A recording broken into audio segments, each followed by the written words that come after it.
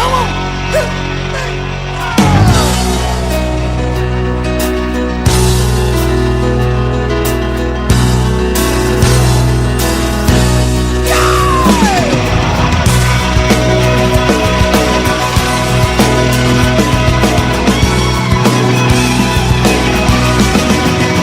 Well, good morning. Welcome back to the Broadcast Retirement Network. I'm Jeff Snyder. This is BRN Sunday for Sunday, April 16th, 2023. We've got another great show for you this week as members of the media, academia, financial services, and government are standing by to analyze all the news and events for the week. So sit back, relax, enjoy this episode of BRN Sunday. But if you're tired of the same old story, turn some pages.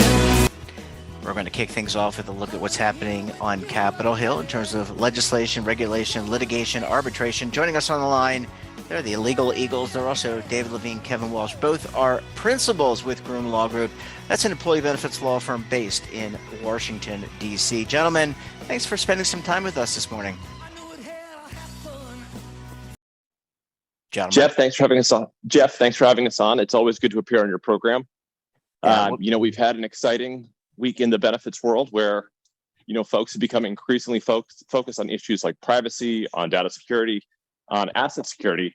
And I think this week we're going to talk about some of the intersection of those issues. Yeah, David, thanks, Kevin. Great to have you. And I know you all are in different locations, so appreciate you guys joining in. David, cybersecurity, top of mind, not only in the benefits world, but it's just top of mind for everybody. That's right. With all the news, Department of Defense leaks, everybody says, let's talk about cybersecurity. But what Kevin and I were thinking about this week, Jeff, is understanding what does cybersecurity mean, and what does it mean in terms to have an incident or a breach? The reason we go there is in today's highly connected world, where everything from the phone and watch you carry, the watch you wear, to the car you drive, even to your toaster, seems like it's connected to the internet at this point. What is David, my toaster is connected to the internet. Is yours not? Yeah, I know. I saw what type of toast you made this morning because you didn't set your privacy settings. But putting that aside, the reason why I begin with that is there's a real question, and not to make a political joke, but what is the meaning of the word is where we are, because what is cybersecurity? And what is a cybersecurity fraud or incident? And I really start to dig into the word fraud. We've all seen the DOLs, and I know Kevin and I like to say, why is it a best practice? But it's the DOL's tips for cybersecurity. And we've all had those discussions. And a core question is, does the fact that a computer touches something make it cybersecurity? For decades, we have had account-based plans and defined benefit plans where you've had fraud. Where a brother, a cousin, a relative, someone basically uses the credentials of someone else to log in, steal money, move money, you name it. And maybe before it was a phone call or a paper form. Now you do it on the internet. Or on a mobile app or something like that to request a distribution. And the question is, what is really cyber? I think I'm going to posit, and I'm curious what my good friend Mr. Walsh has to say here, but I think as a starting point, we're losing track of what cyber means, because fraud to me is just fraud. If someone impersonates someone, that's fraud. That's not a cybersecurity breach in my book. Why? Because it just means that someone used credentials. It doesn't mean that the vendor system got hacked. In fact, they may have things in place designed to stop this better than you would have had 20 years ago. But the system, no data was accessed other than with proper credentials. So I think it's important that we all sort of step back at this point and realize a cybersecurity incident, especially for a lot of insurance policies, is where someone breaches your system and is able to pull data out through like an attack of some kind, breaching your security protocols, not pure fraud where someone just impersonates someone. So I think it's important to remember that, because if not, cyber breach becomes everything under the sun. Kevin, what do you think? Well, David, I think you're keying in on a key issue, which is, what does it mean to have a breach? And I think there's a lot of ambiguity there. I mean, you could look at it and say, if someone, steals your password by stealing your mail and they log in, that, you have breached, the cybersecurity of that account, and that, you've gotten past the security, and then you're logging on online. But I hear you that I think it'd be a wild world if we are going to, or if it ultimately is considered that, any breach that just happens to use a computer or the internet is a cyber breach, even where, the fraud is things like a family member or a password written down at the bottom of a computer screen on a Post-it note. So I agree with you, David, that I think there's a risk that cybersecurity and that cyber breaches could be read too broadly. Gentlemen, let me ask you, and I would agree. I mean, anything and everything could be defined under that umbrella. I mean, it's so ambiguous, and that really needs to have some constraints around it. But let me ask you about the Department of Labor, and I think they put forth some guidelines, if I'm not mistaken, recently. When I say recently, in the last 18 to 24 months. So how does the Labor Department look at it, maybe a little bit differently than maybe some other areas of the federal government and local state government? Well, I think the DOL is still figuring out its definitive way here. We see this in investigations of sponsors and service providers. There's a lot of questions, and it's ever growing. But I think a core thing that we see with the DOL is that the DOL, my personal view is I think it's going broader than a testament to the security of the system, both on the employer and service provider side at this point. That if you look at it, have people had their accounts broken into by fraud? Yes, there's no question that has happened. We all know that. But can you perfectly stop that? No, it's just impossible. But I think that, like, if you look at some of like the litigation involving subpoenas to service providers and everything like that, I think it's important to keep in mind that the DOL seems to be saying anybody getting access through fraud seems to be cybersecurity. I would say, let's look at the positive. Have we seen a mass breach at this point? And it could have happened, yes. But have we seen a mass breach of a record keeper or a TPA or an advisor system where all the data on all their participants they work with gets drawn out? Notably, no, we haven't. Could it happen? Yes. But the fact that we've had so little on that type of level, that's a highlight that maybe cybersecurity is actually pretty good, and keep focusing on it. I'm not pushing back on that. But at the same time, we should all be saying, let's distinguish fraud from cybersecurity. And David, Kevin, last question, and I promise I'll let you guys go. And that is, what if there is fraud? Not fraud. What if there is a cyber breach? What in general are the notification requirements? Because those responsibilities, I often see lawsuits and sometimes there's immediate notification by a vendor. There's not a notification. And this, by the way, happens in all industries, not just the benefits industry.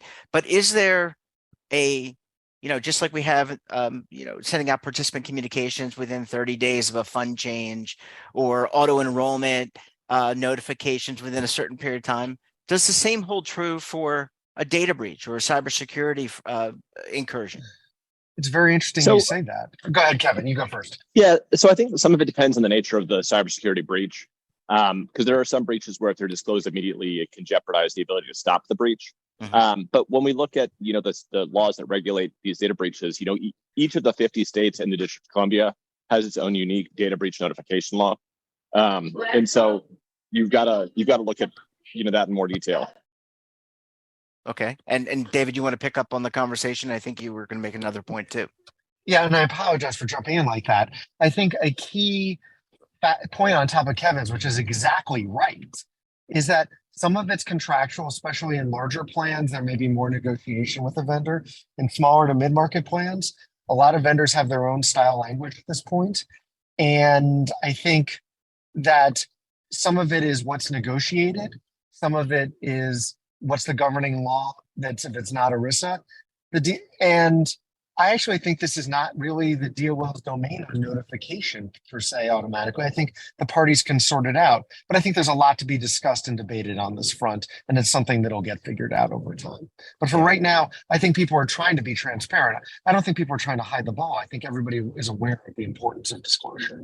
Yeah, it's a gray area because it can't be black and white, because if it is black and white, then the hackers would know that you're onto them. I mean, there's so much in play here, but it's an issue for the 21st century and beyond. I think this is something that if I'm a fiduciary, I'm thinking about just to make sure that I'm dotting on my I's and crossing my T's with all the data that I collect. David Levine, Kevin Walsh, a great conversation. Always great to talk to you. And we look forward to having you back on the program again next week, my friends. Thank you so much, sir. Bye-bye. Bye, guys. Bye-bye. Be safe. Bye. Bye.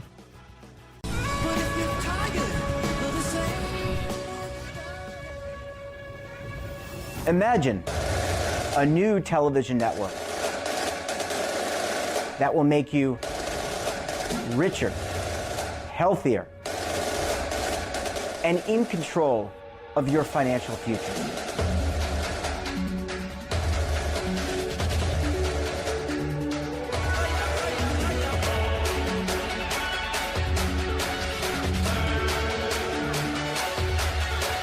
This network is for the policewoman in Nashville, Tennessee, the baker in Dubuque, Iowa, the teacher in Lexington, Kentucky.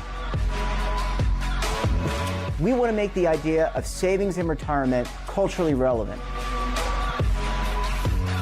But what do you see as a defining issue of the midterms?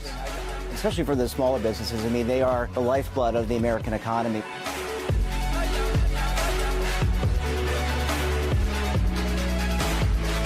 Featuring exclusive interviews, current affairs, and docuseries. 33 years old, you retired early. The philosophy is money only matters if it helps you live a life that you love. But you got to start thinking about retirement as soon as you get in. The Broadcast Retirement Network will drive very high engagement with premium partnerships. So this isn't retirement and savings for your parents or grandparents. This is for all Americans. And we're going to change the way you think about money.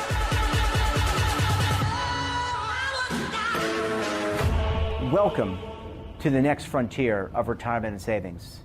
This is BRN, the Broadcast Retirement Network. Are you stuck with a low credit score? A credit report and score that's causing you to be denied credit or pay higher interest rates than others for the same things? Then do what Terrence did and call Credit Repaired for your free credit evaluation to help restore your credit. I started thinking about buying a new house, and my score wasn't where I needed it to be. I called and spoke with one of the representatives, and we just had a good conversation, and I liked what he was saying. Just one call for his free credit evaluation was all it took to start back on the track to repairing his credit. I'm seeing the deletions, and I'm getting the report, so I know something's being done. It does make a difference to me. All it takes is one call to get started. Credit Repair has given me a second chance to have a better credit score. Don't let a low credit score hold you back another day. Do what Terrence did and make the call for your free credit evaluation. Call 800-819-4152. That's 800-819-4152. Again, 800-819-4152. And joining me now to discuss this and a lot more is Julie Noren. She's an audiologist with Towson University. Well, Julie, it's great to see you again. Thanks so much for joining us on the program this morning. Thanks, Jeff. Good morning. Good morning, and thank you so much. Hearing loss is such an important topic, and there's been a lot of studies at how people who have hearing loss can also have the early onset of dementia and Alzheimer's. We'll get to that in a little bit, probably in segment 2. But let's talk about hearing aids, because when we last had you on, I think it was fall 2022, we talked about now there's over-the-counter hearing aids. Let's revisit that a little bit. How has the market changed in terms of the hearing aid industry? So yeah, now that the FDA approved a new category of hearing aids, which are OTC hearing aids, stands for over the counter, we will start to see more retailers engage in selling devices over the counter. So already we're seeing places like Walgreens, they are marketing devices over the counter. We're seeing more ads on television. The differences between those devices and something that is now categorized as a prescription device that you would get from someone like myself or an audiologist or a hearing instrument specialist is that those devices that are available over the counter are really limited for whom they are appropriate. So they are designated by the FDA as only appropriate for individuals with a perceived mild to moderate hearing loss. So anything beyond a mild to moderate hearing loss, someone would really want to meet with an audiologist for testing to identify their exact hearing levels to be fit with an appropriate device. Yeah, the other side, yeah, go ahead. We'll talk about testing. The other side of that is that there are more and more insurance companies that are covering hearing devices, but they do not cover over-the-counter devices.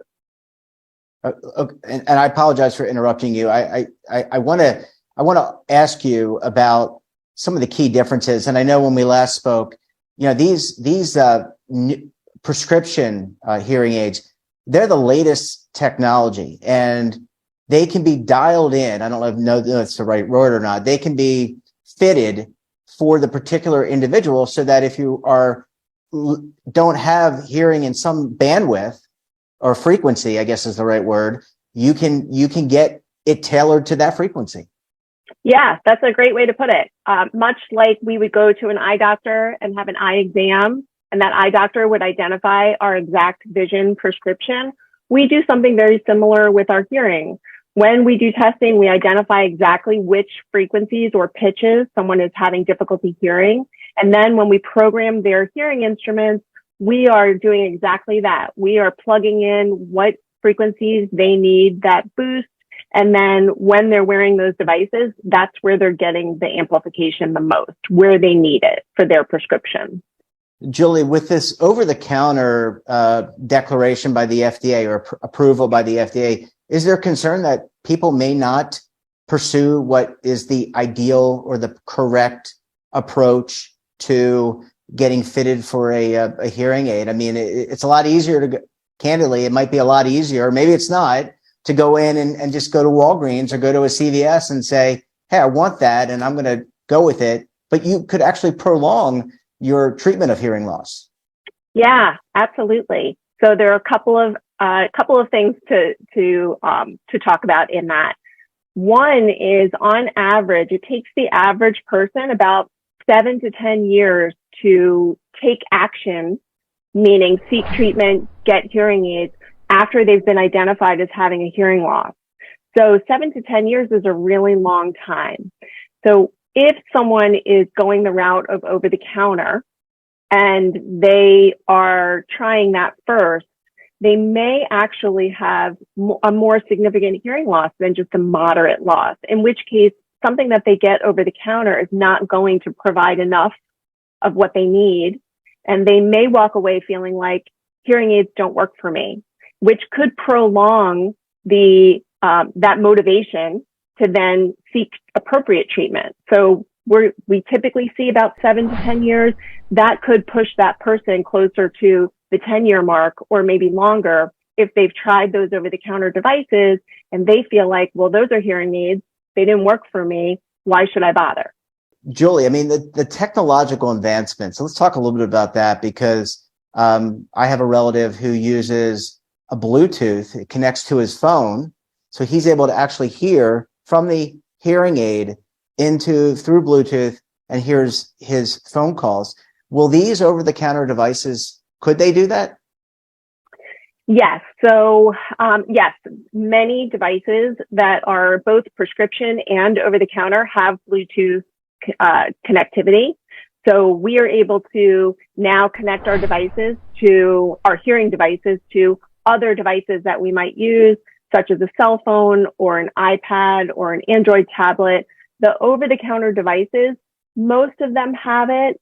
There are some that don't. And again, just like prescription hearing aids come in different levels with different features, they do all come with Bluetooth, but over-the-counter devices, not all of them will have that. But the nice thing about that is if you do have those Bluetooth devices and they are connected to your phone, you can actually download a hearing device compatible app and then use that app as a remote control through your phone. And if I go and choose to go over the counter, we're not suggesting that, but if you do, are the people that are there audiologists or professionals that can help you find the right over the counter product for you? Or is it just like, hey, it's like buying a greeting card. You just go with what you think works and, what you think is going to work best? Yeah. So that was one of the big pushes that made the over the counter regulations so appealing, is that unfortunately for myself and other hearing professionals who, that's our motivation, is to make sure that people are getting appropriate treatment, it eliminates the professional from the equation so that the consumer can go and manage the process independently without consulting a professional. This is where the concern comes in, because even though places like Walgreens are selling these devices, I believe they can be found over near the pharmacy, the people who are working in Walgreens, including the pharmacists, are not being really trained on hearing healthcare the way an audiologist is. So there's two factors involved there. One, an over-the-counter device is designed for someone to go and determine what it is that they need on their own without the guidance of a professional. However, places, retailers, chains such as Walgreens, I know that they are making an attempt to train their employees on this, but I went to school, I have a doctorate. It took me 4 years to be licensed, and I do continuing education every year to maintain my licensure and my certification.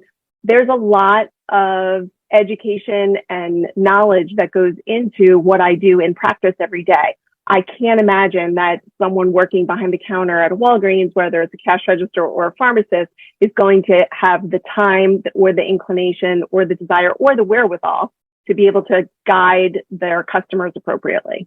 Yeah, really, really good point. This isn't like booking a trip on Expedia or, right. Some other, or renting an apartment online. It's very, very different. Yeah. Julie, where do I go if I want to get research? I mean, is there a hearing aid association or an audiological association that I can get unbiased? Because a lot of the stuff, if I read articles online, they're just written by freelancers where they're comparing 10 products and it's just pros and cons. It's just like very genericized. So where do I go to get good information about all of these products, whether it's prescription or OTC type products? Yeah, that's a really good question. There is a lot of information out there, and I'm guilty of it too. When I have a question or concern, I'm always running to Google and trying to parse out what I'm finding to make sense of it all. There are a lot of professional websites where we do put forth unbiased information, because we as professionals recognize how confusing it is for the average consumer. So it is important that they get unbiased, clear, helpful, correct information. So the American Academy of Audiology is one place that they can go. The website is audiology.org. Another place they could look to is a local chapter of the Hearing Loss Association. Those are spread out around different cities across the country. And another place would be the Organization for Instrument Hearing Specialists, or Hearing Instrument Specialists, rather. So all of those organizations do have their own websites, and also the American Speech, Language, and Hearing Association. So their website is asha.org. So we all, again, our goal is to make sure that people are getting appropriate hearing health care. So our mission is to put that information out there available so that people do get what they need in terms of clear and concise and accurate information that is also unbiased. Yeah, absolutely. That's where education comes in on so many of these issues, hearing loss included. Thanks so much for joining us, and we look forward to having you back on the program again very soon. And that wraps up this episode of BRN Sunday. Have a topic of interest, someone you think we should talk to, drop us a line. And don't forget, for all the latest curated news and lifestyle, wellness, finance, tech, so much more, and all in one place. That's right, one place. Check out today's edition of our daily newsletter, The Morning Pulse. Want to search our archives, check out our latest content? Well, visit our website and, of course, all of our streaming partners. We're back again tomorrow for another edition of BRN AM. Until then, I'm Jeff Snyder. Stay safe, keep on saving, and don't forget, roll with the changes.